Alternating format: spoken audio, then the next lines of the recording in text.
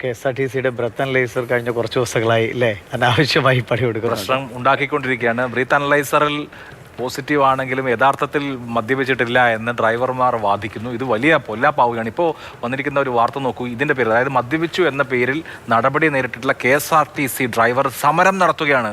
Thiruvananthapuram Palode ഡിപ്പോയിലെ driver Jayaprakash.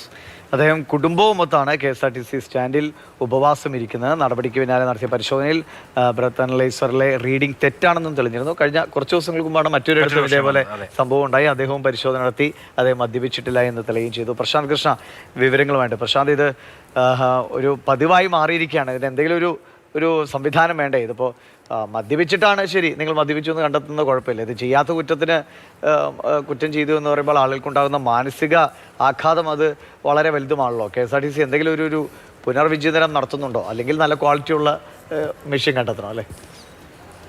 ദിവിഷ്, ഇന്ന് രാവിലെ പാലോട് ഡിപ്പോയിൽ സർവീസിനായി വണ്ടി എടുക്കാൻ വന്ന സമയത്ത് ജയപ്രകാശ് എന്ന ഡ്രൈവറാണ് ഈ ബ്രത്ത് അനലൈസറിൻ്റെ ഈ കുരുക്കിൽപ്പെട്ടത്. അതായത് 58 പേരെ പരിശോധിച്ചു. അതിൽ 57 പേരുടേതും 57 പേരെ പരിശോധിച്ചു. 56 പേരുടേതും ബ്രത്ത് അനലൈസറിൽ അവർ മദ്യപിച്ചിട്ടില്ല എന്നായിരുന്നു. പക്ഷേ ജയപ്രകാശിൻ്റെത് പരിശോധന നടത്തിയപ്പോൾ അതിൽ റീഡിങ്ങിൽ 16 കാണിച്ചു. അതായത് അദ്ദേഹം മദ്യപിച്ചിട്ടുണ്ട് എന്ന ഒരു സിഗ്നലാണ് നൽകിയത്. ഇതോടെ ഈ ഡ്രൈവറെ ബസ് എടുക്കാൻ സ്റ്റേഷൻ മാസ്റ്റർ അനുവദിച്ചുമില്ല. ഏറ്റവും പ്രധാനമായും ഈ ജയപ്രകാശ് ജീവിതത്തിൽ ഇതുവരെ താൻ മദ്യപിച്ചിട്ടില്ല.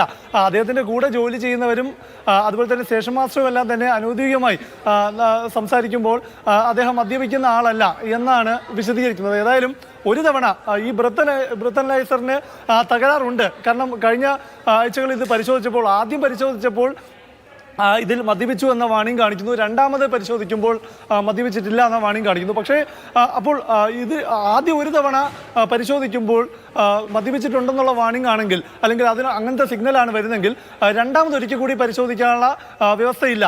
അപ്പോൾ അതുകൊണ്ട് തന്നെ താൻ ഇതുവരെ ജീവിതത്തിൽ മദ്യപിച്ചിട്ടില്ല, അങ്ങനെ തന്നെ മദ്യപാനിയാക്കി. അതുകൊണ്ട് തന്നെ ആ പ്രതിഷേധവുമായി അദ്ദേഹം ഇന്നിപ്പോൾ കുടുംബസമേതം അവിടെ പാലോട് ഡിപ്പോയിൽ പ്രതിഷേധിക്കും എന്നാണ് അറിയിച്ചിരിക്കുന്നത്. ഏതായാലും ഇപ്പോൾ അദ്ദേഹം പാലോട് CIയെ കണ്ട് പോലീസ് സ്റ്റേഷനിലെത്തി പരാതി നൽകിയിട്ടുണ്ട്. ഈ പരാതിയിൽ പറയുന്നത് ഇങ്ങനെയാണ്: ഞാൻ പാലോട് KSRTC ഡിപ്പോയിലെ പെർമനന്റ് ഡ്രൈവറാണ്. അദ്ദേഹത്തിൻ്റെ നമ്പർ വിശദീകരിക്കുന്നു. ഇന്ന് രാവിലെ 7:20 ഡ്യൂട്ടിക്ക് എത്തി ബ്രത്ത് അനലൈസറിൽ ടെസ്റ്റ് ചെയ്തപ്പോൾ മെഷീനിൽ 16 പോയിന്റ് കാണിച്ചു. ആയതിനാൽ എനിക്ക് ഡ്യൂട്ടിയിൽ പ്രവേശിക്കാൻ കഴിഞ്ഞിട്ടില്ല. ഈ മെഷീൻ തകരാറായതാണ്. ജീവിതത്തിൽ ഇന്നേ വരെ ഞാൻ ഇല്ലാത്ത വ്യക്തിയാണ്.